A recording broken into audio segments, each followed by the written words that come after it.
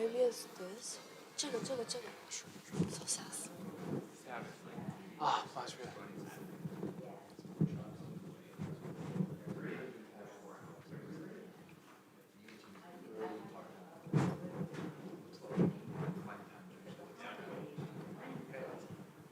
应该再往那边站。我们应该站在这个位置。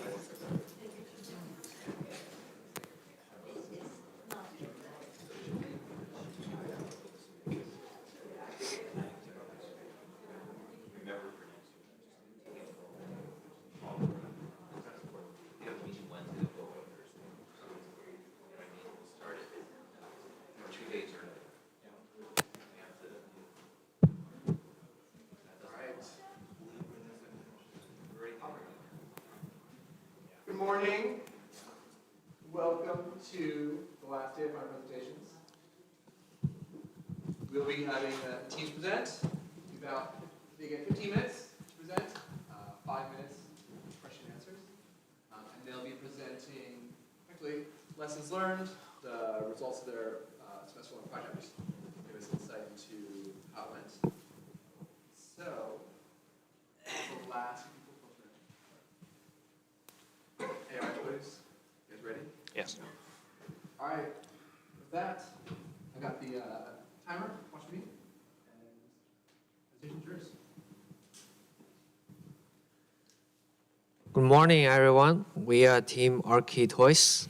Here's our teammates, our instructors, Mo and Ruth. Our project's goal is to create an AR experience that allows children to explore and decorate the environment and also collaborate with the little characters. Our target audience are 6 to 14 years old children, and the platform we're using is Android phone. The story begins in a mystical forest. Magical trees nurture the charming Emmys who made their homes among the branches. One day, the darkness overcame the forest, draining the magical trees of their power and leaving the Emmys vulnerable. Luckily, one magical tree sacrificed its power to survive. And you recognize the potential, bringing it to a new home where slowly but surely the magic returned. Settled on a desk, the once weakened tree became a savior for a group of Emmys. Now a plea echoes, please help the magical tree, help us bring back its magic and vitality. Before I start to the live demo, let me introduce the Emmys. They are the inhabitants of the tree who lived in flocks, and they all have similar personalities. Now I will do a quick live stream demo about one daily experience.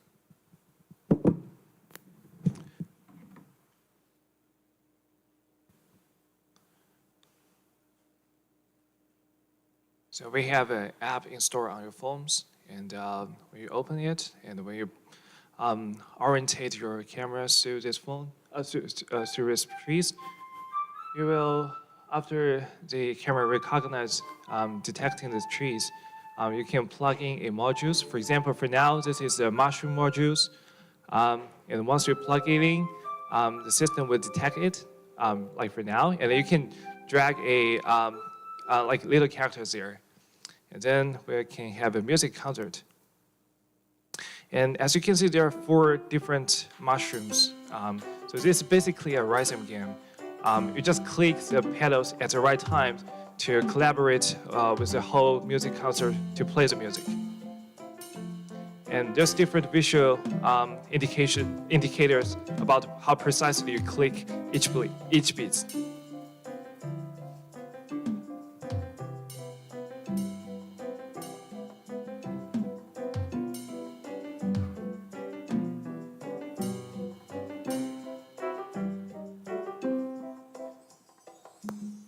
And after gameplay, you gain your reward.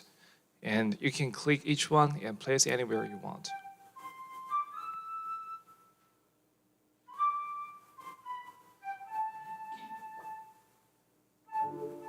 For example, we got a totem here, and you can place on the platform and have a good view of it.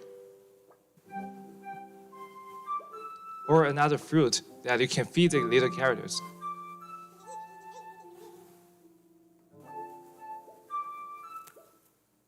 So that is basically the gameplay for each modules and how the system works.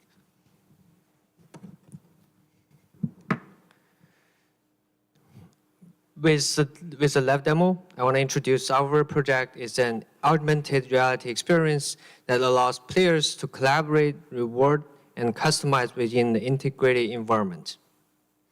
What does these three words mean? Collaborate means the players can engage in the virtual world and build connections with the character.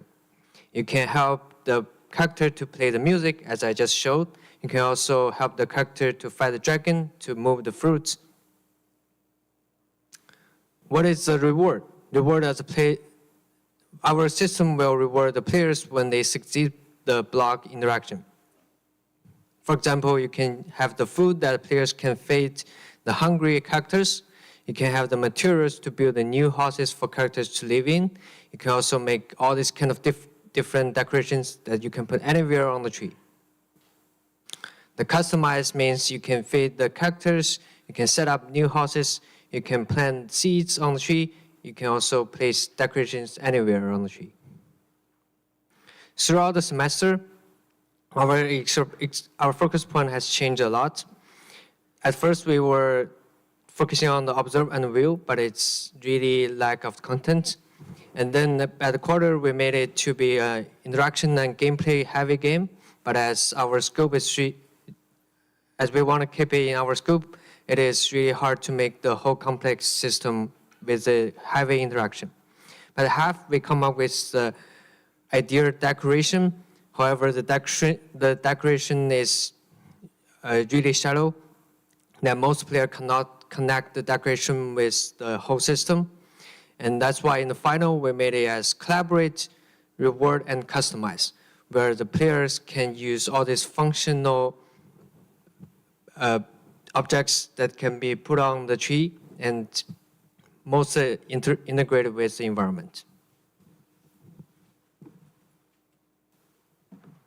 So blocks, they are very important elements in our experience, but what are these interactive blocks? A physical block like this, they are all content that add on to your basic tree. And our core concept of having them is to provide more intense interaction to help the players engage in our experience. By adding a new block onto your tree, you can unlock this new environment and also the corresponding background story and also the collaborative tasks. By dragging the image onto the block, you can collaborate with them on the block to finish different tasks, and also through playing with these different interactions, you can get more sense of what kind of background story is going on here. So how can we decide what kind of blocks we are going to make? We raised 10 different interaction blocks idea and make storyboards for them. You can see part of them here, like hunting and riding the ladybug, also concert, the trampoline, the haunted house, and also the dragon fight. After discussion, we settled down with these 3 blocks. The first one is the mushroom. Here, you can see the emus. They love to sing along the music, which is produced by the whimsical mushrooms. And here, you can collaborate with the emus to finish the concert by aiming at and tapping the mushroom on beat. The reward you're getting here is the building materials. By collecting them, you can customize your tree by building more houses for your emus. This is also the one that Tarji shows at the start. And the second one, the dragon block.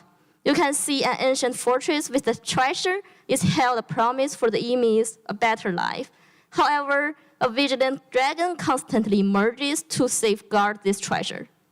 So what you're going to do here is collaborate with the emus to fight the dragon, aiming at the dragon to fire and also aiming at the emu to shield. The reward you're getting here, obviously, is the treasure. By collecting them, you can customize your tree by decorating all these different treasures all around the tree land. I'm going to show a demo video here, but remember, inside the video, the dragon block and the tree, they are all physical assets that you can see through the camera. Also, the dragon and the emus, they are from the virtual world and being projected onto this tree land.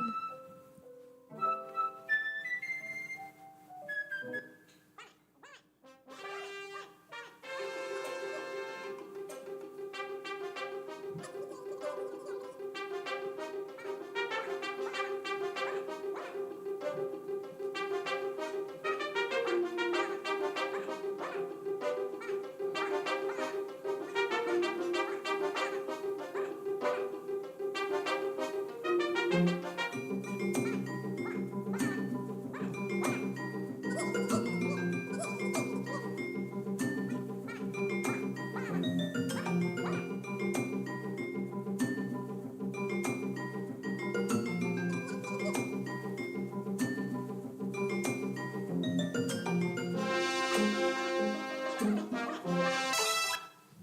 due to the time concern, we need to skip some part. And we come to the last one, the trampoline block. These are the blocks that are kind of very cute and little jump spiders living here in the farmland. And their job is to collect all the fruits into the red boxes. The emis, they leap into action as the fruits are tossed into the air and help the fruits to crack the path to make sure they can land into the red box. So here, you collaborate with the emis to help the little jump spiders collect all the fruits. What you can get here, obviously, the reward is the fruits.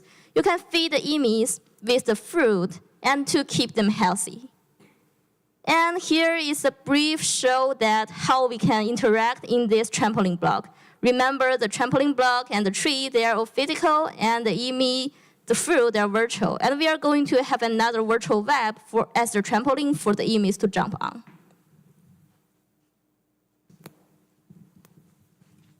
So we 3D printed all the modules and hand painted. This matches our initial goal that even without the AR projection, it looks pretty cool and at least on your desk. And as for tree design, we do it in Maya, and we also have a Houdini automation tools to slice it procedurally with given any arbitrary printer size. And we also designed the internal terminal for wiring. And after it's 3D printed, we got 26 tree pieces, and it takes 2 weeks to assemble it. And as for hardware designs, we have 6 different RFIDs mounted on the board. So it's basically telling the phone what kind of modules that we have plugged in, because for each modules, there's a RFID text, unique RFID text below. So what went well in this project? First of all, our art direction was very successful. In playtest, people really appreciate our art styles, and children are really obsessed with, children are really obsessed with observing our virtual tree. And secondly, 3D printing finally comes out great. We have many pieces, and we finally got them all printed. And also the product design of the tree is very successful because we were worried about it a lot. It involves a lot of hardware facilities. And finally, system design of the game. After a lot of iterations, we finally designed a system that provides great potential for a long-term gameplay. What could have been better? First, we learned that we should test pipelines and ideas at the early stage. In this project, we were exploring the darkness at the beginning, and we learned that we should test our ideas earlier to make sure we are not wasting time on an idea that's not the best. And secondly, 3D printing took much longer than we expected. If we are going to do this again, especially we are printing many pieces, we are going to do this, we're going to plan this ahead and send to playtest. And also because we have a tiny world, we need to color test more to make sure everything is visible enough. And what's next? First thing to come is to improve the replayability. We want the players to experience the transformation from a bare tree to an enriched one. And we're going to do this through strengthening the cycle, which is the collaborate, reward, and customize. And also, we're gonna restrain the play times. Each interactive block can only be succeeded once per day. And also, we're gonna create depths in each blocks. Each blocks will have various levels to be discovered. And secondly, we're gonna have the version 3 of this tree. We will make sure blocks can be plugged onto this tree in all 4 directions, so the players have more flexibilities. And then we're gonna hide the wires completely. Special thanks, we really want to say thank you to Richie, who volunteered to be our sound designer, and Steve helped us with 3D printing a lot. and David, who helped us with hardware, and Anthony, who helped us to play test. He brought us to the conference, and Ideate at main campus, who helped us to print most of the 3D printed pieces. And if anyone have any question, we are now very happy to answer.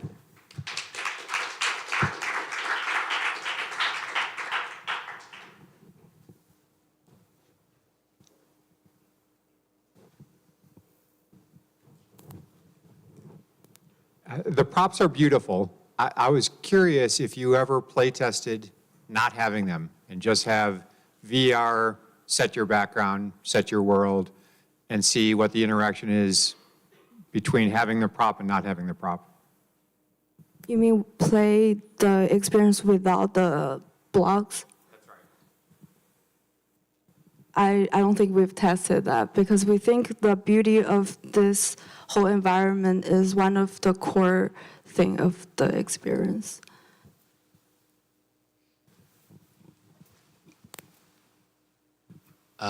Toy design is a relatively rare thing, especially a physical toy like this. What would you tell other future ETC teams that were thinking about moving into designing physical products like this? I think hardware is a very important thing when it comes to like a toy. If you're gonna incorporate technology, and it's the key element that's gonna decide if the toy is gonna work. So I think prepared hardware earlier would make the whole production smoother. That's the lesson we learned.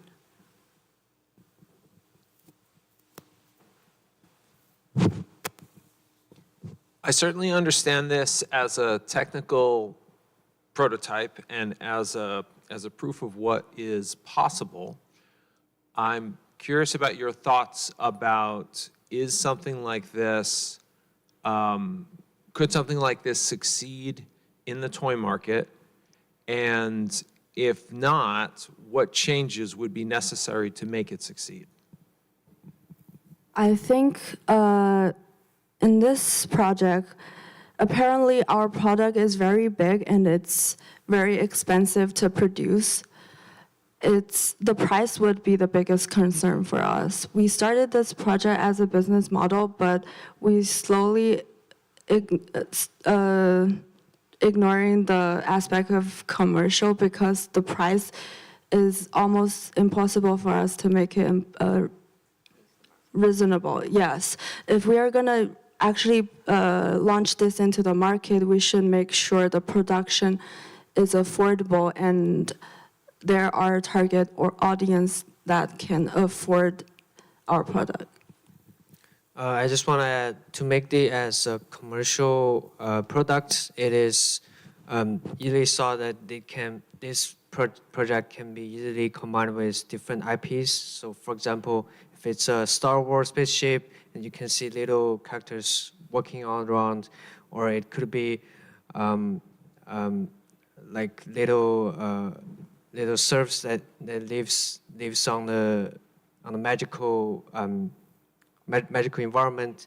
So if this is not succeed, we want it to be as Yushen said, it could be like really small. It could be only just play for one module without the tree, but you can also see the occlusions. You can see the virtual object moving and playing on this little playground. Yeah, to make this more feasible, we think definitely make the size smaller and the price lower. And adding to that, I also want to add is like how actually why there's a physical object instead of purely virtual. During our playtest, we actually think like the physical object is providing a map for you to navigate. Like without that, because with the cameras, you only have very limited view, like in VR. But when you have this global view in the realities, it can better for you to have a sense of the space and to navigate. And this is something that we find during the playtest, during our design. It's time. Thanks, team.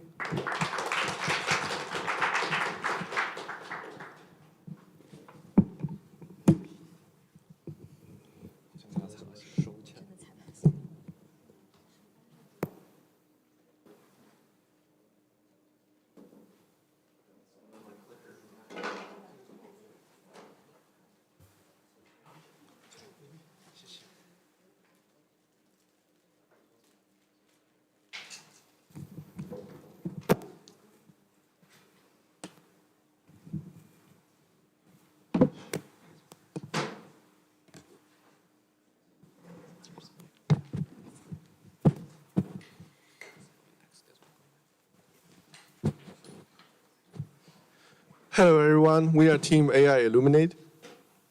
And this is our team member. I'm Kai, this is Jojo, Ryan, and Steve. We are all artists. And Annie, our producer, cannot be here because she's having a surgery right now. And our instructor is Ruth and John. Our project is aiming to explore the animation production with the aid of generative AI tools. But before I dive into the AI tools, I want to introduce how a traditional way to make an animation. So this is the traditional pipeline of the 3D animation production. We will have concept artists, storyboard artists, and animatic artists. Those are 2D artists handling the pre-production part. Then we will handle those designs to 3D artists to do modeling, texture, UV, VFX. Then we will have an offline renderer like Arnold or RenderMan to do the render job. So based on this traditional pipeline, we designed 3 pipelines that we think that AI would speed up our productions. So the first one is we call the visualization pipeline. While we are using AI, a generative AI as a concept artist and as a renderer. And with the second approach, we are thinking we are going to apply AI to where we think AI is good at. So we are applying AI to the AI texturing. And with the third approach, we take a bold step by trying to let AI handle all the job. And Ryan will explain the first approach. So let's talk about our AI visualization pipeline. And we will begin with our final animation produced with this pipeline.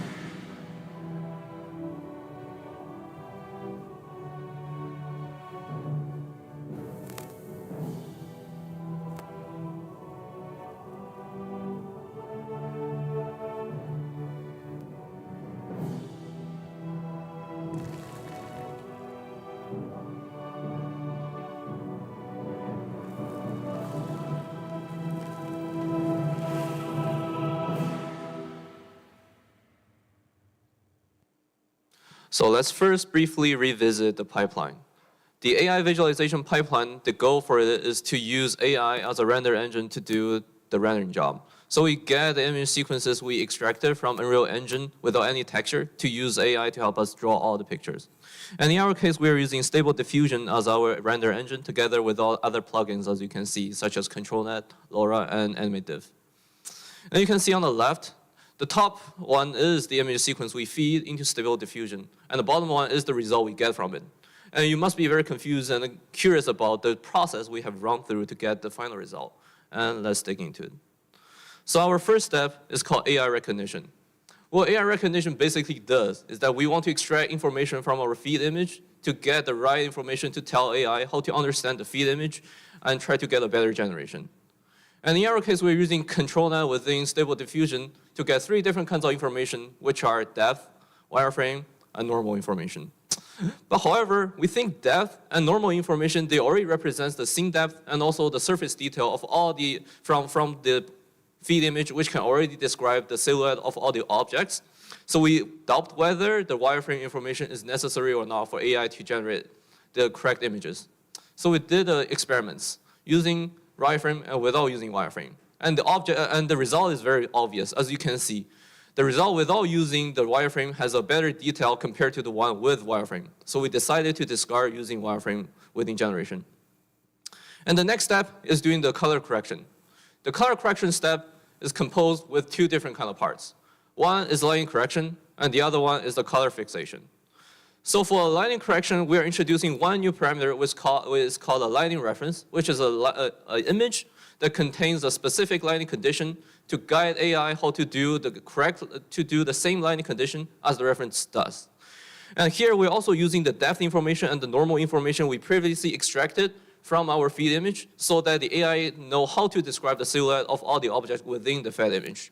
And then we are doing the generation on the reference image so that AI can replicate the exact same lighting condition as you can see on the right. And then for the color fixation, we're now introducing a new parameter called a style reference. And in our case, it's a Chinese shanshui painting, which has a composition of black and white.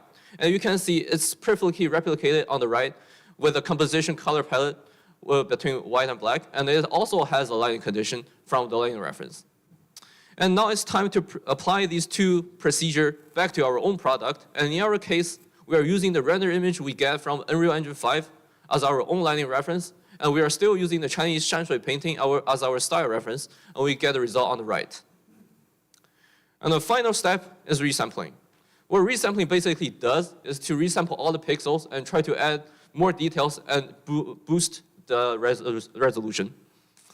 And in this case, we are still using our style reference, but in this step, it has a different role. It's to guide the details. So we want to replicate the details it has on the original reference and back to the generation. And we are also using depth and normal to guide AI how to interpret the fed image. And as you can see, the result is on the right. The color change and also the details change, you can see it obviously. But we still doubt whether the information we fed into the AI is enough or is too much for it. So we also did some experiments using AI to do the generation without depth and without normal respectively. And on the top right corner, as you can see, is the result without using normal. And the bottom right corner is the one without using depth. And you can definitely tell there are differences between them. And now you can see there's a comparison with these three different kind of methods. And it is really you that can only tell that which one is your preference. But there's one thing that's worth mentioning is that without using normal information, AI has a higher tendency that it cannot interpret the silhouette of all the objects from the fed image because it already loses the surface detail from the fed image. And you could see there's a lot of flickering happening on these animation. It's because AI is trying to render an image frame by frame and doesn't interpret the previous frame and the ongoing frame. So it doesn't have the connection between each frame, which causes these flickering and noises. And next, we'll talk about our next pipeline. So for our second approach, we are treating AI more as an assistance and mainly for AI texturing.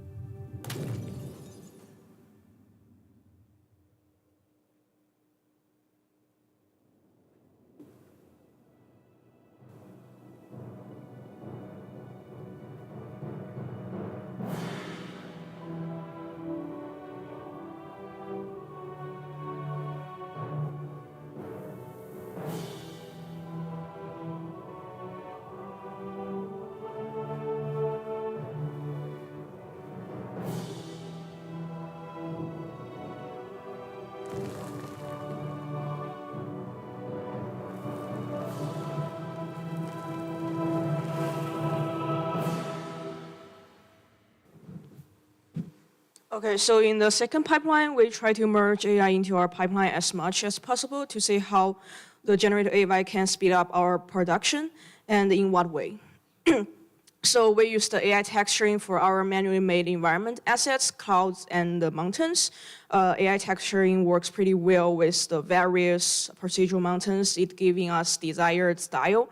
But it is challenging for AI to texture more complicated organic objects such as the clouds. It's also because we don't have enough 3D clouds data, but in general, AI texturing is workable and promising, but for the current stage, it will produce blurry texture and cannot filter some parameters such as color or text.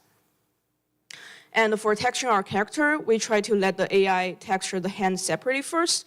The results are both kind of good and bad. AI add a lot of details on the hand, like knuckles, but also so many weird patterns on the hands. And also it cannot differentiate the back and front of the hand. So it's not really working in our case. So therefore, we try to let the AI texture our Pangu altogether. The results are better. But it also needs some improvements on the area such as the palm, the inner thigh, the UV seam area. It is being showed the AI still cannot tell the back and front of the character as well. So in general, for AI texture for human body, it's not production ready. It takes more time to redo than just do it manually at first. But for the AI texture for static props, it's definitely workable. But it's not the best industrial quality, but worth polishing and providing some art style directions. And besides the AI tools, we have VFX and in our animation to enrich our scene. And here is. And with all the experiment, it must come with some failure. That is the third approach by using AI as a construction tool. By what I mean is we try to let AI handle all the job besides the AI texture, AI concepts, AI render. We also try to let AI do the modeling. And here's some failed approaches. We are using a text-based generative AI to just directly from text prompt to generate a 3D model. And you can see with the human body, it gives you a generic shape, but it can't define the details of the shape. And also it cannot give you a proper texture of the shape. Then I test with separate parts with the hands. And as you can see with the hands, it's not a pleasing result because AI cannot define the detail of the hand and it cannot recognize the hand. And it comes with a better result with hard surface objects like the axis, but with the detail parts, especially if you look into the connection parts between the blades and the handles, there are missing informations. That's the limits of the AI modeling right now. And if you're trying to using AI modeling, you have to like manually fix those parts, which I think will potentially consume more time than just start hand model from the beginning. And here we try more text prompts to generate 3D models from text. Again, we are trying to aiming to create the same style based on our animations. AI does understand the style, like the Chinese blue and white porcelain, and also the Shanshui painting, but it can't give you the exact shape or like object you want. So again, like that's the current stage for AI modeling. We also looked into using AI tools for rigging and animation. The rigging tools are largely based directly off of some PhD research.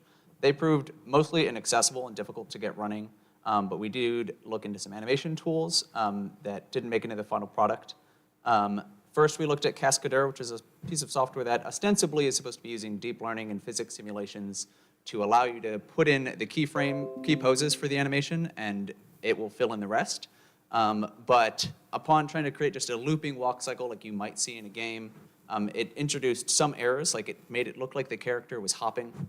After correcting for that, it looked okay, but it wasn't really adding much to the animation. Upon using the simulation to try and add some sort of secondary and overlapping action, it added something to the upper body, but it was kind of nonsensical. So while there's some promise here, it's not particularly optimized for its best use case, that being that of games, because it doesn't really understand how a loop is supposed to work. We also looked into using video-based AI tools for motion capture, and these were pretty promising, particularly considering that this is still unclean motion capture. With a single camera, it does kind of get confused about depth going back and forth, but with two cameras, that is largely solved. Our final conclusions, first of like concrete pros that you can use AI for, it is pretty good for prototyping. We think you could do some pretty good look dev with this. And the uses for texturing and mocap have limitations at this point, but are still promising. Overall, though, there's a lot of issues with inconsistent results and things still needing to be touched up after the fact. And of course, the copyrights are ambiguous. Some places are trying to solve this, like Adobe. Their tools are all based on proprietarily held information. And the UX experience of using a lot of these tools, even if the underlying AI models are good, they're difficult to interact with as tools. There are some things that are solving this, like the LookDevX from Autodesk, which utilizes NVIDIA Picasso to incorporate AI generative tools into a traditional like shader graph pipeline. And if you could integrate AI tools that could clean up mocap into the video-based mocap, that could be really powerful. And as our film still has some issues, there's still issues with the flickering in the first film, but the 2D style transfer is still promising. There is always a trade-off between quality and control and the speed and convenience that you get. But all of this is mostly in the context of games. A lot of this could still prove more useful in the short term in sort of short form content. We also have a lot of documentation that goes into more detail. Thank you.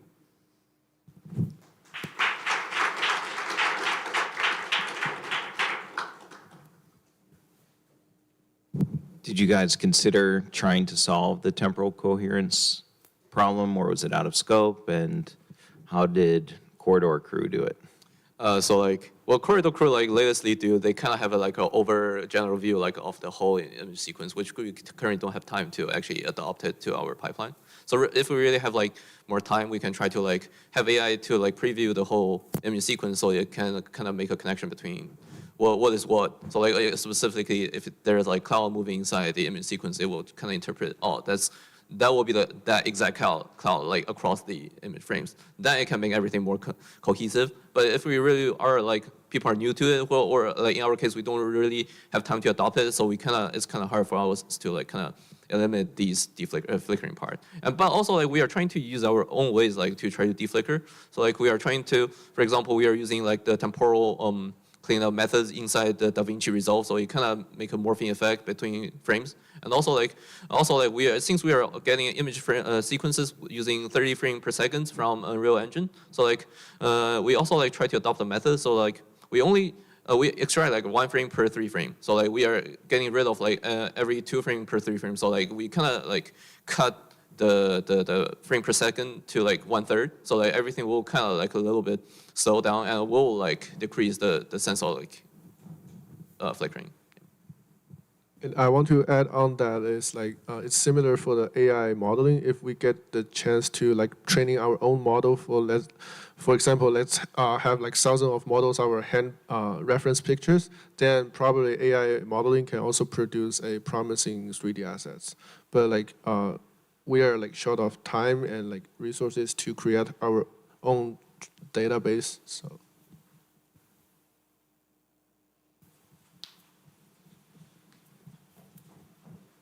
I'm wondering how precise, how much control for artists to gain during this pipeline. This question can be more consider about whether it is a generative tools or more creative tools, helping you either to generate the data, generate some expected data, or just generate unexpected data that surprise you and be more creative about it. So I think in terms of AI rendering, you actually have a lot of controls if you actually spend time on it. So for example, if you really want to do mapping on a specific object, for example, you can create a mask.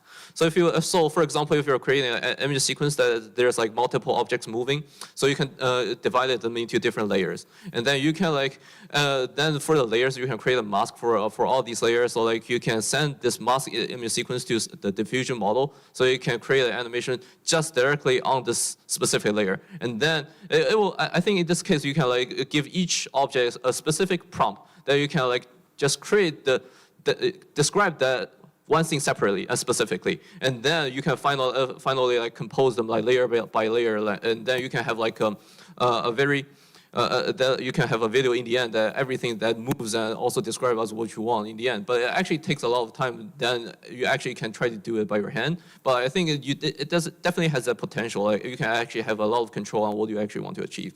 And then you can draw inside the stable diffusion as well. There's some function called in-paint. So you can just try to draw the area that you really want the AI try to re-describe, and then you can try to re-describe the specific part to match your own willing, which I think is very powerful to achieve what you want to do. And with AI modeling and texture, like we mentioned here, the AI tools still have the last mile problem. You can get 80% down, and based on your needs, and you have 80% controls, but the rest 20% is AI tools cannot give you right now. You need to hand fix those parts for both modeling and texture. I do think, just to draw out a broader thing from what Ryan said, tools like Stable Diffusion that let you re-input the output of the model back into it, where you can say, concept art, take a design, edit it in Photoshop, and then feed it back in, do things other than just interact with text prompts are extremely helpful and add a lot more potential to the tools. All right, it's time. Thank you, team.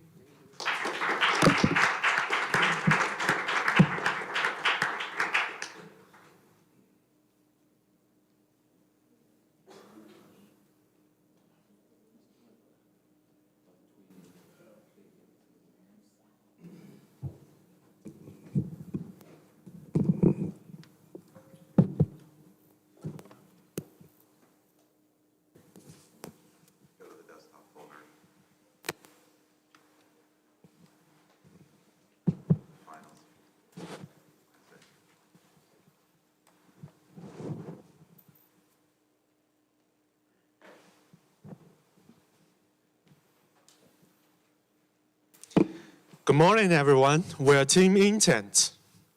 Here's our team. We have Mike and Scott as our instructors. We have Andrew and Morgan from CMU as our clients, and multiple subject matter experts, including Jennifer, Elizabeth, and Kathy from University of Maryland, and Stephen as an autistic social worker with whom we work closely during the whole process.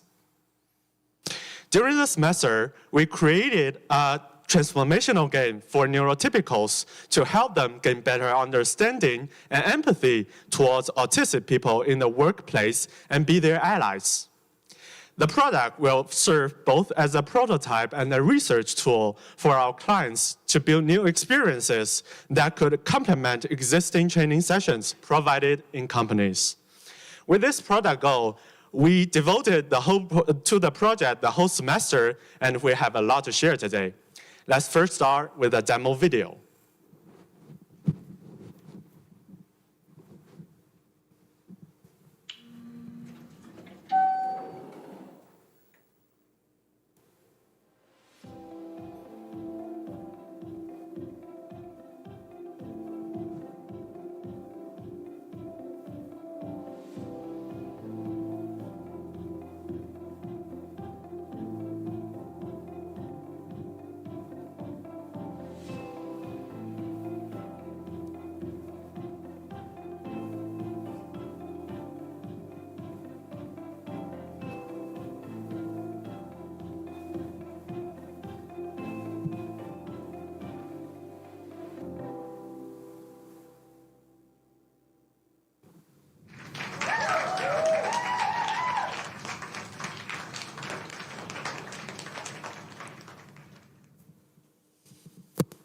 As you can see in this video, we create a narrative-based experience in this modern sim virtual world in the realm of transformational games. Here's Laura to tell you more about our transformational game design. So at the very beginning of this semester, we attended the transformational workshop, and we found that really helpful for our design process. We develop our own goals based on the transformational framework, and here are the four major aspects that we would like to bring positive change to. The first one is knowledge, which is neurotypical people's knowledge about autism. The second one is disposition, which is neurotypical people's feelings about autistic people. And the third one is behavior, which is how neurotypical people act when they're working with their autistic colleagues. And the fourth one is the bidirectional relationship between autistic people and neurotypical people. So in the aspect of knowledge, we introduce some of the challenges of autistic people face in their life and work in the narrative. For example, we introduced Tony as an autistic character who has hearing sensitivities. And in a meeting, Tony actually felt really uncomfortable with the projector noise and the typing noise overlapping, and eventually had to put on headphone and leave. And after player encountered this situation in the narrative, player will also be able to learn about Tony's hearing sensitivity by talking to Tony or reading the email. Other than the conversation, we also have specially designed facial expressions and body animation to enhance the narrative and help us to bring highlight to the key moments. We simplify the character from realistic human beings into stylized characters because we want to prevent misrepresentation of the subtle human expressions. And we would like to keep the focus on the information we would like to deliver. So Tony, as an autistic colleagues, as you can see, usually have a relatively plain face. And we also learn from our client that when autistic people are feeling uncomfortable, some of them would tend to avoid eye contact with other people and look to the side. And we also incorporated that in our experience. So here's a short scene from our experience. As you can see, Tony is feeling uncomfortable at first, but still trying to keep it together. And then as the situation escalates, Tony is feeling really overwhelmed and had to put on the headphones. So this change in Tony's states is actually proven by our playtesters to be noticeable and memorable. And we also like to deliver the knowledge in a more packaged way. So after every event, a learning panel will pop up and the player will be able to read about a recap of the situation and a detailed explanation of the knowledge we would like the player to know. And the player can also access this learning panel at any point during the game as a reinforcement of their knowledge.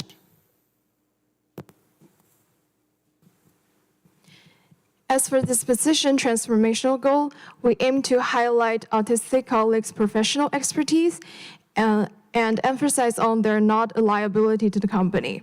For example, in the picture below, Tony, the autistic colleague, is showcasing that his technical expertise, while Ash, the other autistic colleague, is showing her design expertise. The capabilities are also demonstrated in various interactions. For instance, in agenda-making interaction, Tony is organized and professional. In the work distribution interaction, Tony proves that he's able to lead the meeting. As for behavior transformation, what we did is combining the interactive decision-making with consequences for actions. By allowing players to make choices that impact the story and character, we aim to influence the players' behaviors in a more understanding way. For example, in blinds interaction, the player will have the choices to help Ash to adjusting the blinds, keep silence, or disclose Ash's autism on her behalf. If the player chooses to support Ash to adjust the blinds, then Ash will have a more positive reaction. If the player chooses to disclose Ash's autism on her behalf, then Ash's reaction will be more negative. Not only will the player choices be reflected on the character reaction, but they will also be reflected on the dynamic learning panel. For example, if the player chooses to support Ash, then they will see, you did a good job on the learning panel, as well as an explanation on the scenario. We also incorporated a series of interactions that align with this transformational goal. For example, the agenda-making interaction, the room reservation, the blind interaction, and the work distribution. So when it comes to building relationships, it normally takes time, and it's a gradual process. It happens over time, right? So to show the passage of time, we build 3 episodes. The whole narrative is built in 3-episode format, where in the first episode, the player is made aware of their relationship with their autistic colleagues and the relationship of their colleagues with each other. Moving into episode 2, player will be put in some intense situations as all the episodes move ahead with progressively intensifying interactions. So in episode 2, player gets choices to practice active allyship and support their autistic colleagues in some intense scenarios. And if they choose to do so, that will reflect in episode 3. If they do not, then that will also reflect in episode 3. So let's take like a quick example. As we know, Tony is technically very competent. Seeing this, Ali gets very impressed with his technical skills and decides to just drop a new project on Tony without even asking for Tony's permission, and all the while when Tony is already working on a project. So Tony needs details to stay structured and efficiently execute the new project. So in the first slide, you can see Tony requesting the details. But Ali is being obstructive, and instead of giving the details, helping Tony, he just says, well, let's just go with the flow. We'll add details later. This puts Tony in a very overwhelmed state. And this is where you as a player get to pick a choice, where you can either encourage Tony to not take the extra workload, or you can help Tony, support Tony by discussing the details and successfully execute the new project. Or you can talk to Ali, which also, in which you can also decide whether you want to help Tony or maybe put Tony off the project. So assuming you pick the second option, which is discussing the details and helping Tony, Tony breaks down the new project into multiple different parts, and you as a team lead can help distribute those tasks among your teammates, thereby building a positive social relationship. We have to keep in mind that building transformations in the behavior and relationship segment may not happen instantly. It happens over time, but understanding what the positive choices are and which will lead to more favorable outcomes in real life interactions. Okay, so after our first prototype, we started playtesting with a lot of people, including neurotypicals to make sure that we reach our transformational goal, and then with autistic people to make sure our experience is authentic, and most importantly with our SMEs to make sure that both aspects we meet. And so we do this and then we repeat this loop until we get our final product. So within these playtests, we made a lot of changes to make the experience smoother. So here are some of the highlights of the changes. So from the playtest, we realized a lot of players will easily get lost in the map and then don't know where to go next. So we added, so our interaction point has this glowing sphere, so the player will know where they should go next. And in the case that the interaction point is not within the boundary of the screen, the player can interact with the NPCs in the scene to get hints to know where to go next, or the NPCs might have like movement towards some place to guide the player towards the interaction point. And if the player missed all that, you can also just go check back into the task panel to see what task you're currently on. And as for UI, to support our narrative with guidance, we also added this self-thought bubble. This allowed us to explicitly highlight key moments and also guide the players around the map. To adapt with this change, we created this bubble-like dialogue box to differentiate it between the normal dialogue box. We also added this function that the player can look back into the history of the dialogue, so in case they forget, they can go back to check. And for the controls, we switched from mouse and keyboard to just mouse, because during our playtest, we noticed that most of our target audience is most comfortable just using the mouse itself and not using the traditional WASD control. So we make the whole experience accessible just using the mouse. And although we're making a transformational game, we're trying to teach the player something, but it's still a game, so we want to make it interesting. So here are some examples that we try to make it more immersive. So the player can input their own name, and then it will be reflected in the dialogues and also on like UIs to make it more, the player feel more acknowledged in the experience. And also during the outside of the main narrative, the player can still interact with the NPCs in the scene, and then they will react to you based on the state of the game and also the choices that the player made before.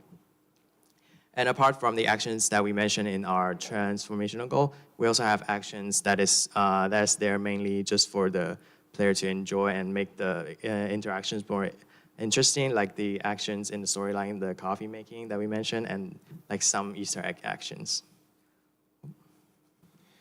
To make the experience more also as a great research tool so that it's easy to use and expand, we use Yarn Spinner as our narrative system. It's an open source narrative system plugin for Unity. that is highly customizable with great expandability, on which our clients can easily build their variations of the narrative. We also develop our own save and load system and data logging system so that the data can be analyzed further as a support for study. Our deliverable will be both the experience itself and our Unity project, which includes all the modular system we have so that our clients can build different experiences upon this prototype. We also had positive reactions from our clients based for the prototype that we have made. And to summarize the whole thing, we built Intent, which stands for Interactive Tool for Empathy in Neurotypicals. It's a narrative-based experience designed with autistic people to promote allyship in the workplace between neurotypicals and autistic people. It's designed using transformational framework and for PC browsers. And it's also built both as a modular prototype and as a research tool for further studies. Thank you. We are open for questions.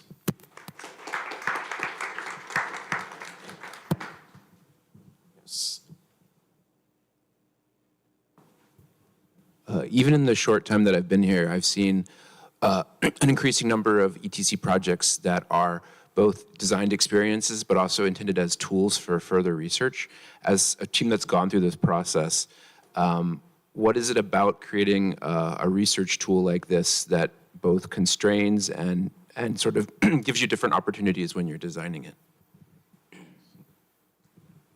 As a programmer, during the whole system design process, we are taking care of every system that we build so that it's both modular and also like easy to add new stuff inside, so that or edit the current existing one, so that as a research tool, you'll definitely want more variation so that you can control the variables and see which kind of version works best.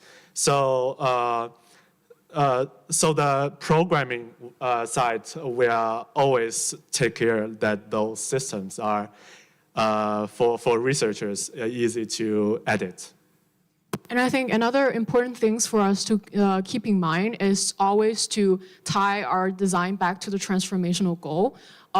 We actually came up with the transformational goal at the very beginning of the semester along with our clients. So we settled down on the things we want to work on together with the client. So we are in close contact with our client and know what they actually want to do in their further research. So by doing that, we're always trying to keep the focus on the most important things we want to work on.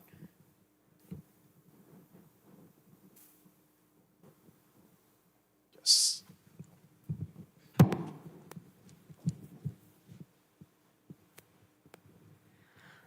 You covered a little bit about the character design. I'm wondering if you have any slides that show the iteration of maybe the face of the character.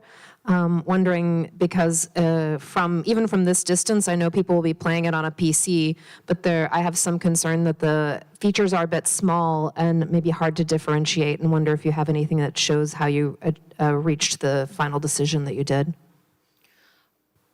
So I think the slides is...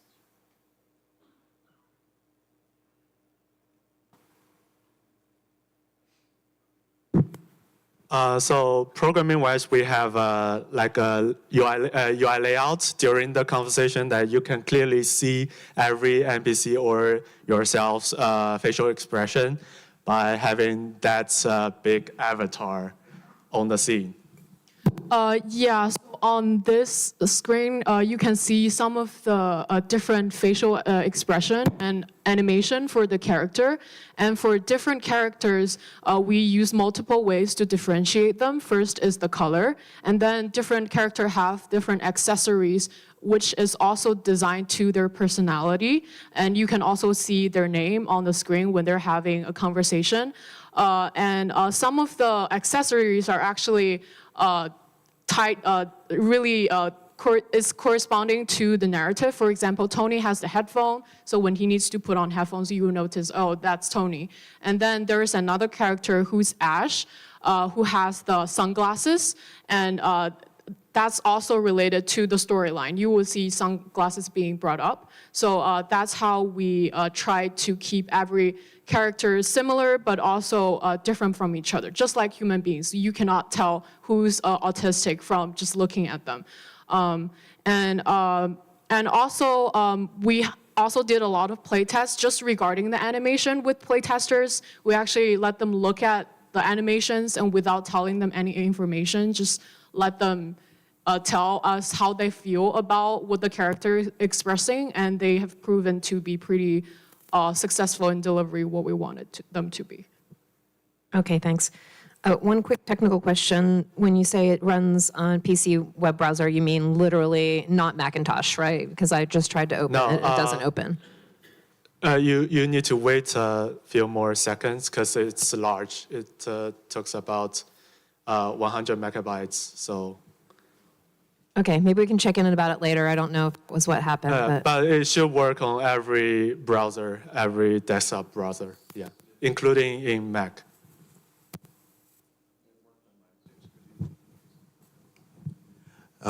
If I got it right, you tested with 3 groups, correct?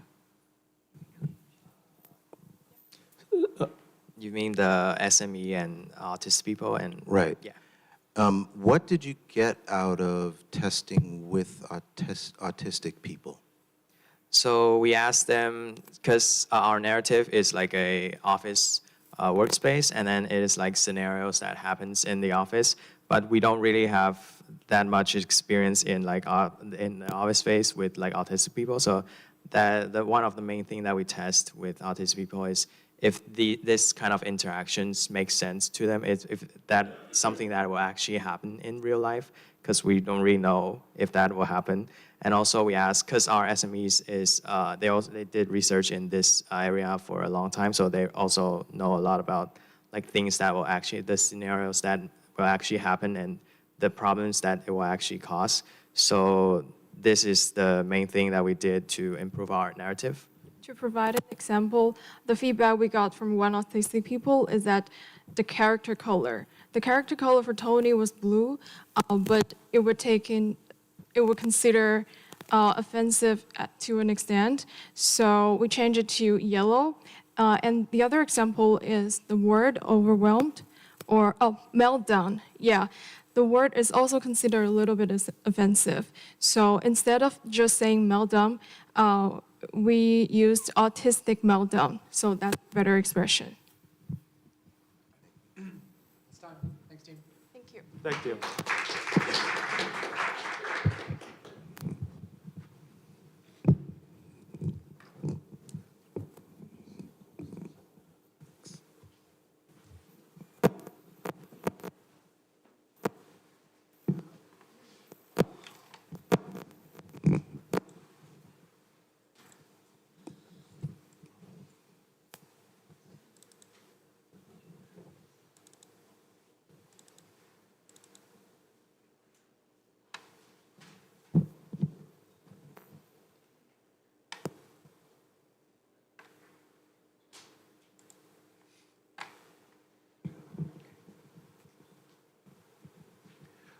Hello everyone, we are Team BGM Sync, and welcome to our final presentation today.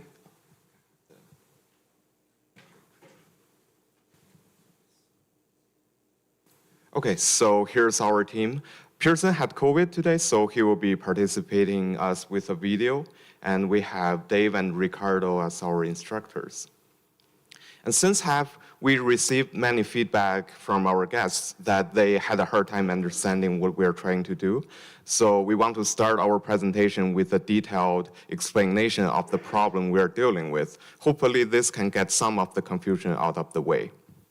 We are exploring a new way of putting together the gameplay of action games and the background music. And we call this approach dynamic music. Dynamic music simply means 2 things. Firstly, action of one or more game entities are always following the rhythm of the music. In our case, game entity is the enemy that the player fights. And secondly, background music in the game should change correspondingly during runtime if the game entity's state has changed. For example, if the enemy is changing from an offensive state to a defensive state, the music should reflect that change under our system. And we have specific name for these two features, beat matching and state matching. We will be giving you a detailed example in demo videos. And this idea we got was inspired by features in movie and video games. Ideally, we want to find a way of combining the interactivity of video games and the close relationship of audio and visual in movies. Okay, so now let's talk about our goals and target audiences. We are building and delivering a technical demo that have all the dynamic music feature utilizing our pipeline. And we also made up our mind about our demographics. We want to focus on game developers and experienced players who have previous knowledge of action games and know what kind of effect they can achieve with this pipeline. Okay, so here is a demo video for showcasing the beat matching feature.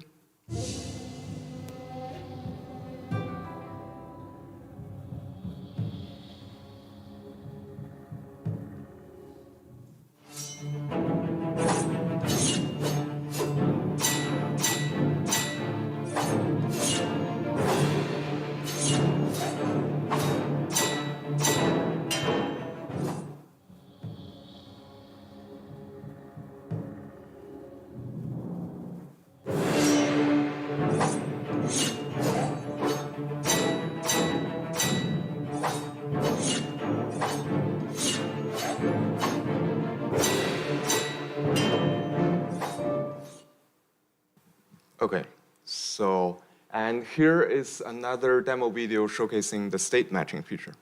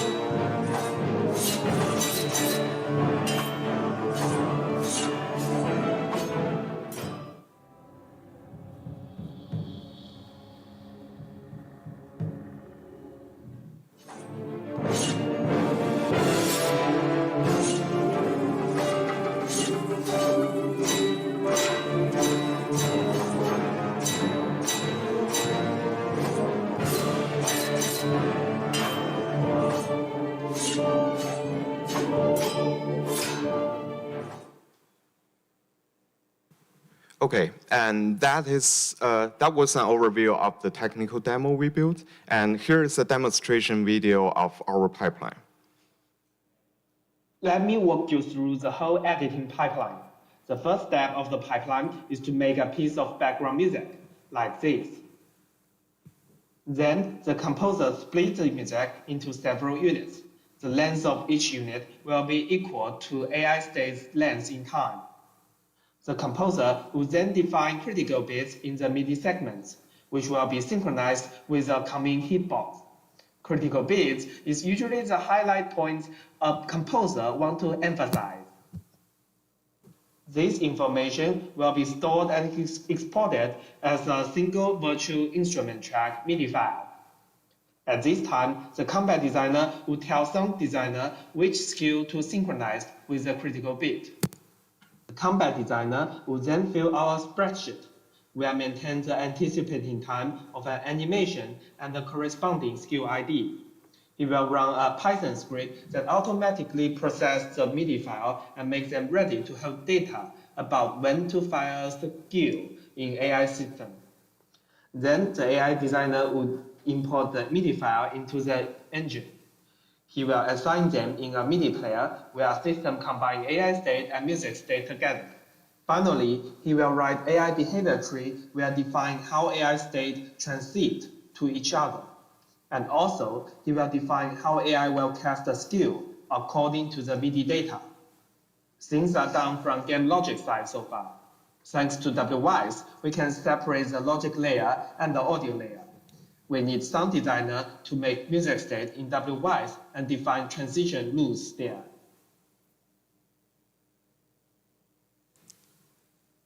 Yeah. Then next we will talk about the soundtrack structure that we mentioned above. Like we are both want our soundtrack to communicate with the Unreal Engine to perform the cast skills, and so we also want the soundtrack to communicate with the audience to perform the musicality. That's why we separate it into like two different parts. One is the virtual part, one is the critical part. So the critical part, we use the WAV files to conduct our music to audience. And for the virtual bits, which is a muted track, that we use the MIDI signal to communicate with the Unreal Engine. And here's our dynamic soundtrack structures showcase.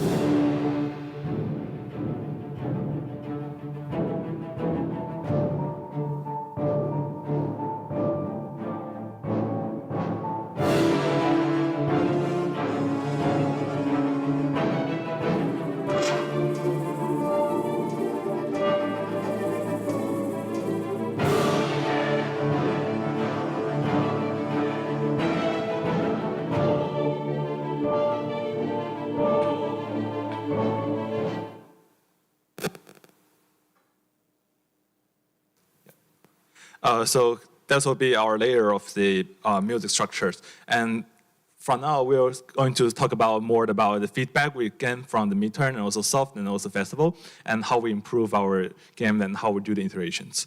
So first, we have 4 major feedbacks. One is that we are lack of active syncs because our synchronization is basically based on the parry, which is a passive attack, and also our BGM shift is subtle, as mentioned. So we want to like stretch sets, and also we need the A/B test to showcase that there are significant difference between our system and also without our systems. And also the final one, the visualization is confusing. So based on this feedback, we have to do the gameplay iterations, music iteration, and we do the A/B test, and also do the UI iteration. And also we have our self-motivated improvements, including behavior trees improvements, and also gameplay widths, and also the RC iterations. So first, we talk about the gameplay featuring widths. Before midterm, we can only cast 1 skills per AI stakes, and now we can cast different skills to avoid some like monotonous issues. We are making it more abundant. And also for the attacks, we're doing both melee and range attack now, and our range attack is also matching the beats, both from the cast skills timing and also the timing when the bullets arrive at the players. So we also iterate it in depth. So the first one is that the synchronized is also interact with the attack, because the attack is not a passive attack that react to the boss, so that we are trying to encourage player to parry more. And then we have our counter attacks to make sure that people also can attack while they are parrying. But this means we're encourage the parry and also maintain our synchronizations.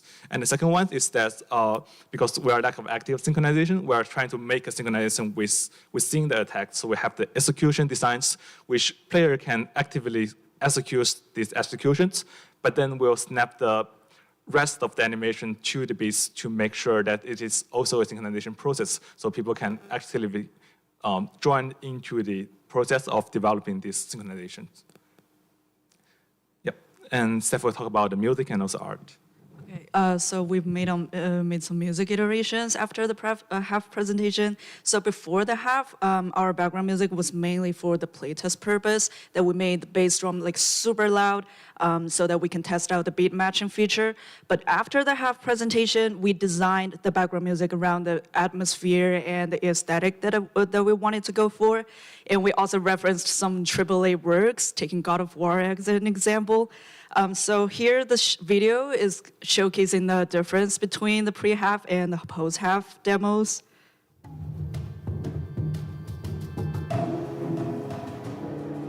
This is the pre-half.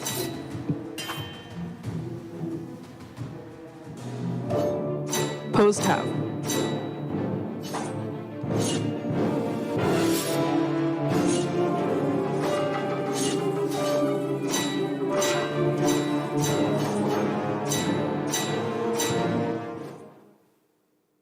Okay, so to enhance the overall presentation and professionalism of our demo, we also created a 3D environment specifically for our combat system, which aligns with the aesthetic of our music genre. So here's how we measure our success. We did an A/B test. So we made 2 versions of video. The first version is the original version of our combat system, which has the beat matching feature and the state matching feature. And the second version only has the background music playing in the background, which has no synchronization feature at all.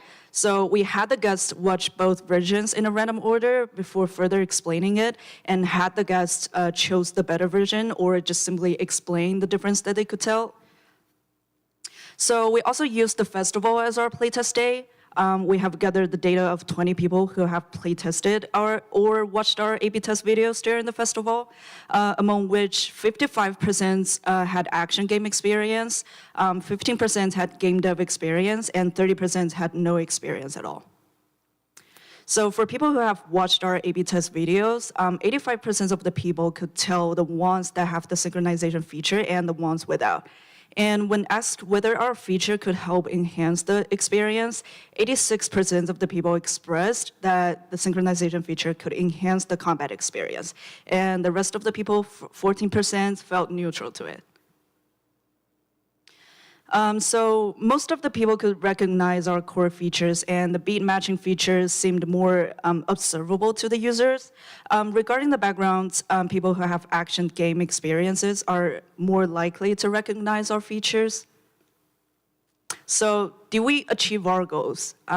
Yes. Why? Because first, all the features that we plan to build are completed. And the second, most of the playtesters recognized our synchronization features, and most of the people who watched our A/B test videos could recognize the difference brought by our system. And most of the playtesters think that improves or has the potential to improve the combat experience. So here are the lessons we learned. The user's input is tricky to deal with because for the key of game AI behavior is to have a responding case for each possible situation. The scope of the project increases a lot when handling unpredictability, so iteration of pipeline tools takes time. And the second lesson we learned is to playtest early. Users' feedback can vary a lot based on their background, especially in the context of testing the feeling. So being clear about target demographics helps filtering feedbacks. So here are our next steps. We're going to work on the pipeline, documentations, plugin publications, polishing program audio, anime behaviors, and seek more experts and ask for their feedbacks. So this is the end of our presentation. Thank you.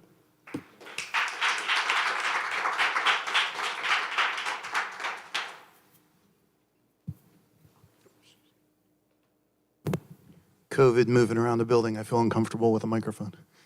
So if I understand correctly, to test this, you showed people videos, is that correct?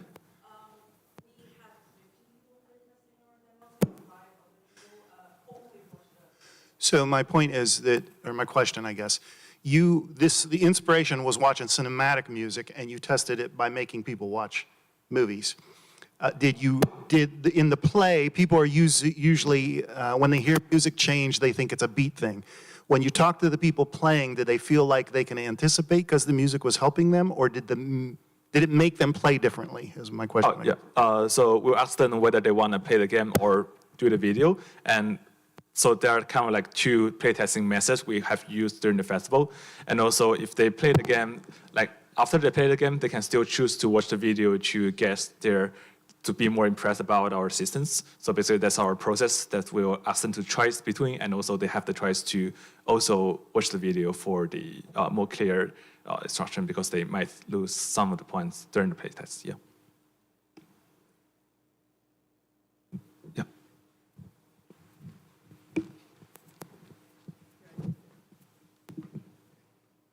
What's the difference in cost between a standard audio implementation and this? And do you feel, in both like time and manpower, and what do you feel is worth it?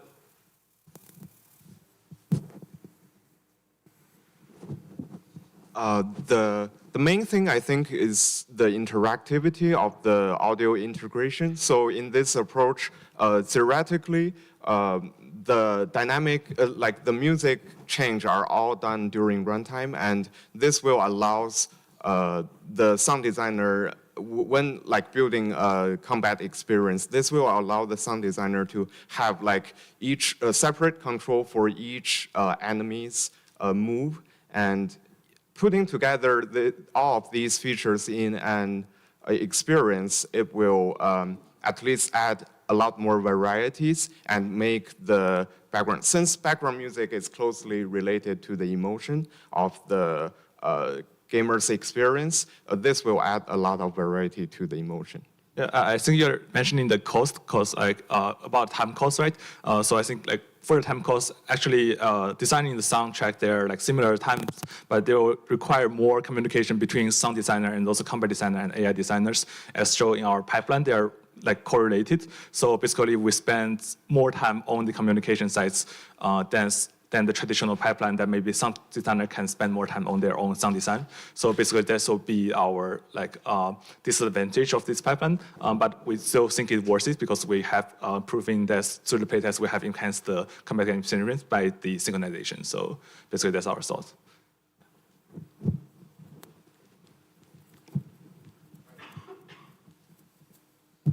You just stated that your ultimate goal was to give the player a better or deeper emotional reaction to the combat, right?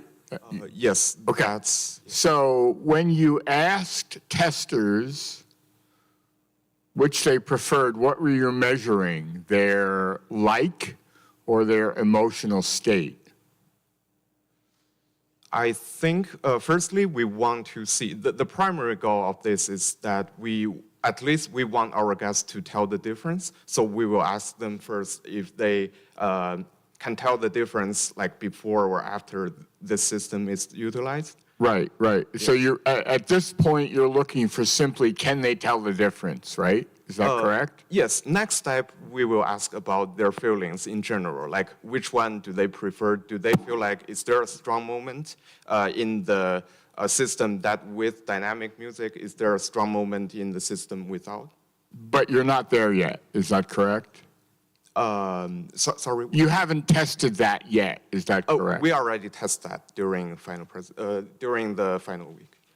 Yes. Thank you.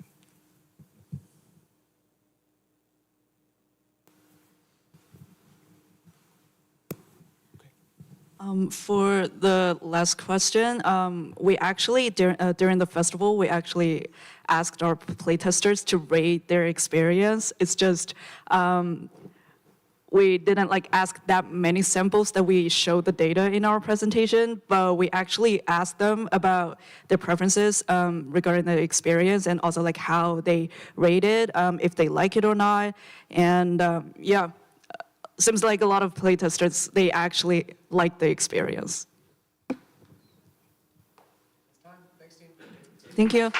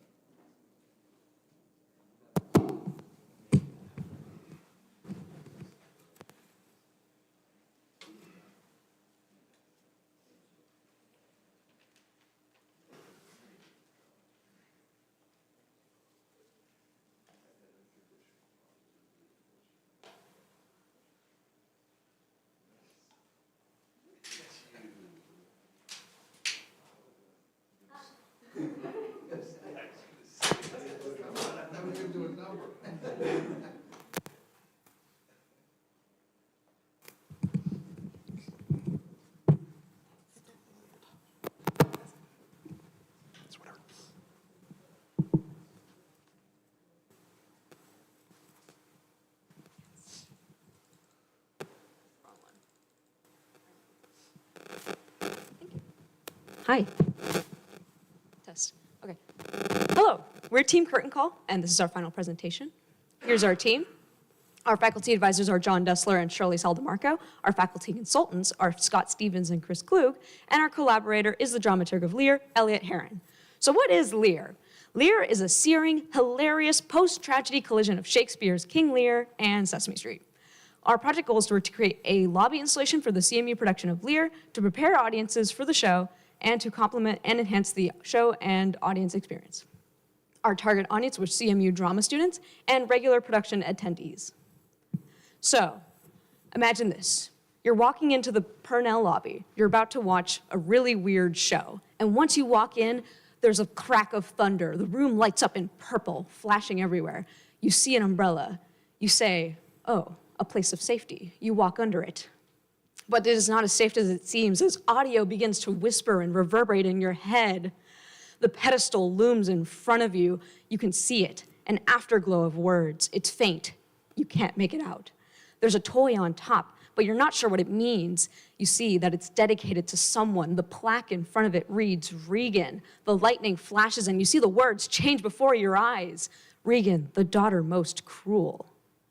You begin the show. You begin to enter the theater, and the show begins, and it moves you. You notice motifs. The colors are assigned to characters. There's lines that you've recognized. You feel like you've known these characters for years, and you walk out. The bird sounds fill the air, and so now you hear it under the umbrellas, the words that were just told to you on stage over and over again. I miss you, I miss you, I miss you. And here's a short video. Da-da-da.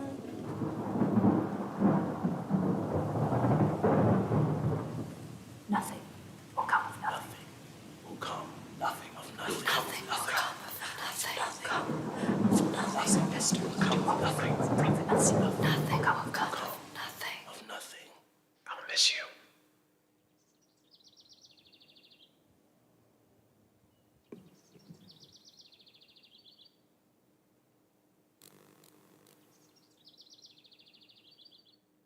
I'll miss you. So, how did we get here? So in the beginning of the semester, we talked to the dramaturg of Lear from the School of Drama, and they asked us to make something that focuses on relationship, change, and vulnerability. So during the brainstorm and design planning stage, we had some ideas that focus on nostalgia and reminding the audience of their families. Those ideas include influencing a conversation between a child and the parents, and interacting with the corner store owner and a Shakespearean fool.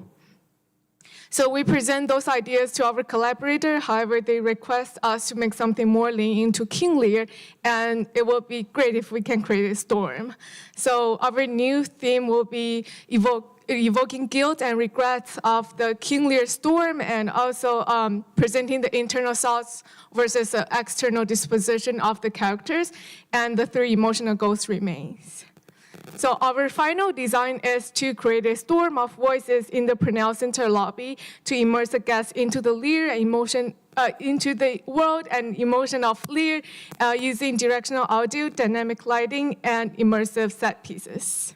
Here's some concept art. On the left is original art done by Lauren. On the right is a finalized concept art done by Jiaxin. So we're going to go over each piece of our original plan for the installation, starting with our main piece of technology, the directional speakers. These use the properties of ultrasonic frequencies to make directional sound that you can only hear when you're in a particular spot. They have the side effect of kind of feeling like the sound hitting you is reverberating in your head or whispering in your ear. And we're leveraging that for this installation. They also have a technical limitation, which means they only work with certain frequency ranges, but we're working around that by the fact that we're using human voices, which are well within that frequency range. But what are you actually going to hear with them? You're going to hear lines from, we're going to play on the theme of making the internal external by having you hear the internal thoughts of the characters from the play, so you get to know them better, and the kind of reverberating, nagging thoughts they get when they hear the storm. Go back for a second. These lines will be recorded from the actors and be a mix of lines from the play Lear, the original King Lear, and also original lines written for the characters. In order to get this work, we had to make a technical pipeline to sequence all the audio correctly using Fmod and Unity, and then sending it to all its various channels with a mixer. Part of this would be directed to the house speakers, which would be all the storm and thunder audio that we would be producing because they have a wider frequency range and can handle bass response, and then the rest would be directed to the directional speakers with the characters' voices. So throughout our installation, we have 5 different umbrellas, and these are themed to each of the 5 different characters in the show. So we're accomplishing this theming to the characters through the colors of the umbrellas, which match the outfits of the actors during the show. And we're also accomplishing this theming through the different audio that you will hear through the directional speakers, which are inside each of the umbrellas. So the original plan for hanging out these umbrellas was using just fishing line and stringing it across the balconies in the Purnell lobby. So under these umbrellas, there are pedestals, and due to the limitation of budget, we had to make our own pedestals using cardboards, paper mache, and paint.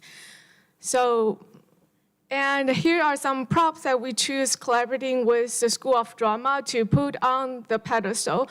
And as you can see there, the color also matches with the umbrella and the clothing that the character wears. And below are some lines from the script of each character, and they are the reason why we choose these props.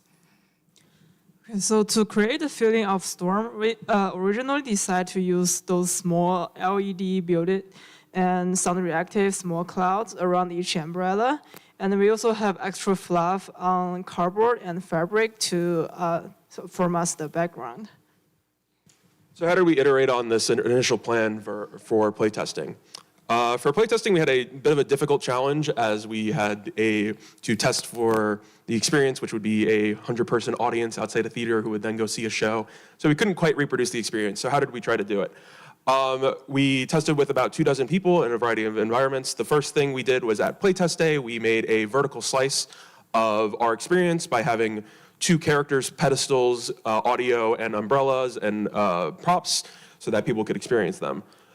Specifically for audio, the playtesting we did was around these playtesting criteria, which was evaluating the audio and lines for comprehensibility. Could people hear the lines and understand what they mean? Relatability, did they see themselves in the line? Did they empathize with the characters? And impact, did they have a physical and emotional reaction to the line, and did they remember it after the experience? We found from doing this playtesting that comprehensibility was necessary for the other 2 goals to be hit. If the people could not relate to us what the line meant, they would not have any relatability and they would not get the impact of the line. One thing we found in playtesting this was a problem of intelligibility. People could not understand the audio due to circumstances around a telephony quality of low quality sound due to how we were doing processing, and also volume issues. So in order to fix this, we changed our audio processing process, mostly by changing how we were doing low and high pass filtering to make them less aggressive, so that the audio would come through clearer and also lead to slightly less distortion, so that we could increase the volume without having distortion issues that would muffle the sound. We also switched to a whispered delivery, which was more within the frequency range of the speakers and allowed for, so that we would have less distortion, and it also had the side benefit of being kind of creepy and lending into our emotional goals. From feedback from the client, they wanted us to lean into King Lear more in the lines we were using. We had a bit of a difficulty with this as the King Lear lines had some problems on that comprehensibility criteria as they were Shakespearean English. But through collaborative quote selection with the dramaturge, we made sure to select quotes that worked well within this framework and didn't have as much comprehensibility issues, and we edited them so that they fit outside the context of the play better and people could understand them. So after playtesting, we figured out that the clouds is too small. That probably create the feeling of storm. And also the fluff is easily falling apart. So our final solution is to using chicken wire to form a skeleton first. And we create 2 kinds of clouds. The first one is a large flat one to hang on the walls to create a perspective. And another one is like 3D hanging clouds in comparison with the small clouds. So we also find out that the cardboard pedestal was not sturdy enough. That's why we changed to some black pedestal from ETC and covered them with white contact paper. And here are some beautiful plaques that we made during the playtest. They were made out of papers, and now they're made out of gold and black acrylic sheets with laser cutting and engraving on it. And we also use UV lights and invisible ink pen to enhance the overall experience. As you can see, here are the before and after the lights on. And during the experience, whenever the thunder cracks, the UV lights will on, and it will reduce the painting and drawings that we put on the pedestal using the invisible ink pen. And what are on these pedestals? The words are the labels from themselves and others. They are invisible till the lightning shines. And also they're single words for quick reading. And here are some examples of each characters. We also wrote on the plaques, for example, for Garnero to the daughter to carry my legacy, and without the UV lights, and with the UV lights on, it will be the daughter to destroy my legacy. So for playtest day, we also did an install test with the umbrellas. So we hung 2 umbrellas off the balcony and the ETC. And our plan for that was to hang them originally using fishing line only. And the fishing line worked pretty well in terms of the sagging of the umbrellas. We left them up for 4 days and there was very minimal sagging over time. But there was an issue of the fishing line getting tangled up in itself. So we ended up switching to a new strategy of using fishing line and wire in combination with each other. We also added a hook system, which would allow the umbrellas to be easily moved in space to get them in the perfect position in the lobby. And also that would allow us easy access to the umbrellas in case there's any issues with the speakers. We can pull the umbrella right out and put it right back. So our installation at Purnell Lobby, we had quite a few challenges with our installation as there were several shows before hours in the theater and there were also several installations in the lobby before hours. So we couldn't really do any testing in the space or any installing beforehand. So we did our final preparation of our materials the week before, and we moved all of those to Purnell the week before, and we did our 1-day installation, 12 hours straight, put everything up as you're seeing in this video, and then we did also 1 day of tech rehearsal, which was actually the day before the opening show. We also wanted to bring this experience to the ETC audience of students and faculty that couldn't make it to the show, so we presented 2 experiences at festival. One was another vertical slice of the experience with Edmund's umbrella, where you could hear the audio, see the prop, look at the pedestal, get a feel for a subset of what the experience was like, and also watch the trailer. And we did a more generalized interactive version of the experience for the festival audience, where they could hear directional audio prompts that would prompt them to draw on the walls and reflect on their relationships by drawing on the walls. And we had very good audience reaction to this. We had the board game room was filled with all the walls having quotes all over them. So how did the audience feel about this? We've listed a couple of quotes and then we're going to say what we learned. So one audience member said, "They're saying I'll miss you, just like the end of the show." So what we learned from this is that clear connections to the show really made the audience happy. These small details had very large payoff and they were very easy to implement. "This is the best dramaturgy installation I've ever seen."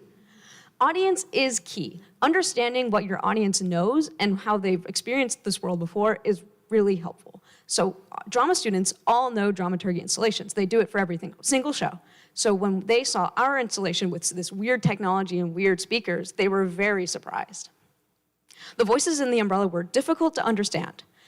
We had to learn mitigating unknown variables. We weren't able to set up all of our technology in the show, as Lauren said, until the day before.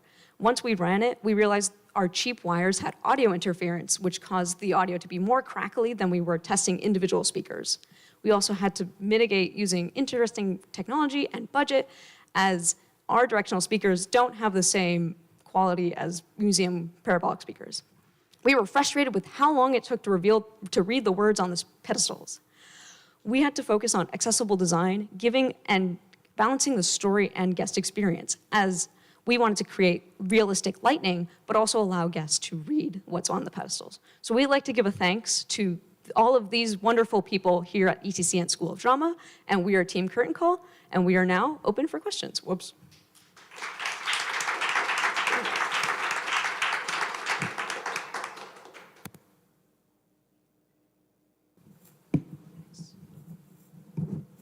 I have a question for Charlie. How did this project make you a better game designer?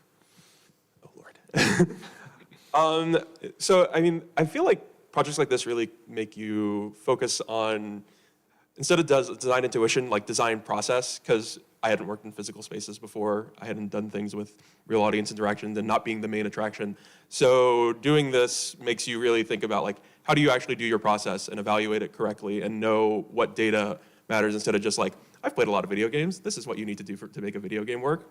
It's like, no, you need to, this is the testing methodology, this is how you actually think about writing questions, and this is how you do it correctly.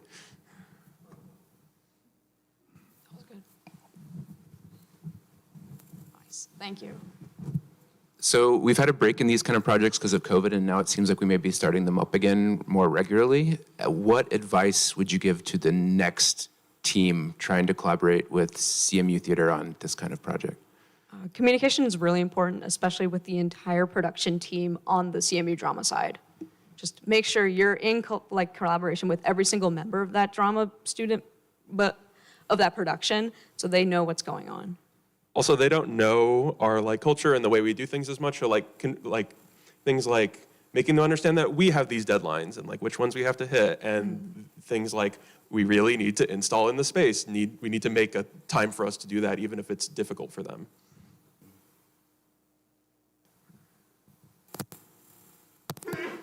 Bless you. Thanks.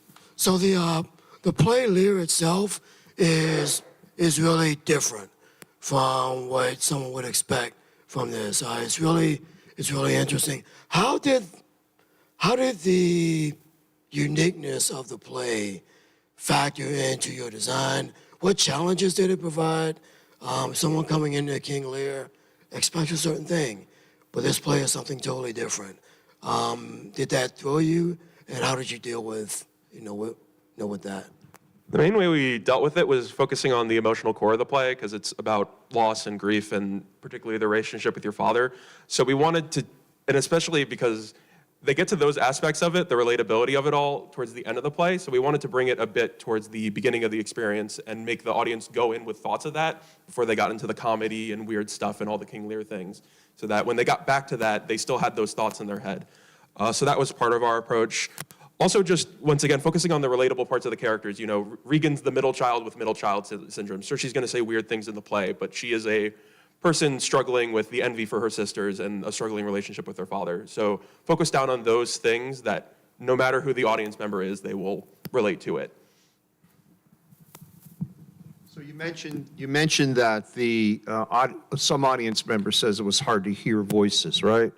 And do you think that was because of the ambient noise in the room, or so many people around kind of chit-chatting? So we did audio tests to see volume levels, and we hit the volume target we were expecting, which was above 10 decibels around the highest ambient we read in the space when we went to a previous show. So we needed to hit about 100 decibels. We hit that in testing, but when we bundled the audio cables, there was more distortion at higher volumes. So we couldn't hit that higher target without getting unintelligible distortion levels. So because of the differences in our testing and the final installation, our volume levels were lower than we needed to be able to. So the bundling of the cables created some interference? The bundle and also any other electronics in the space were creating issues. Wow. We needed probably shielded wire, which is fiber optic and very expensive. You can fund us next time. Time for more?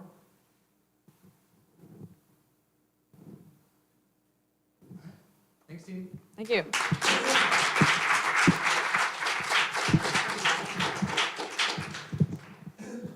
All right.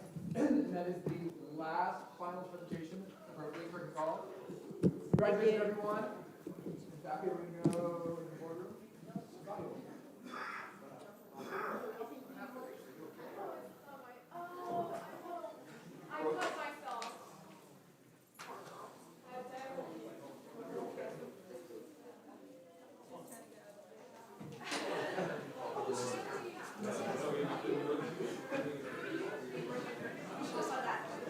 And this was our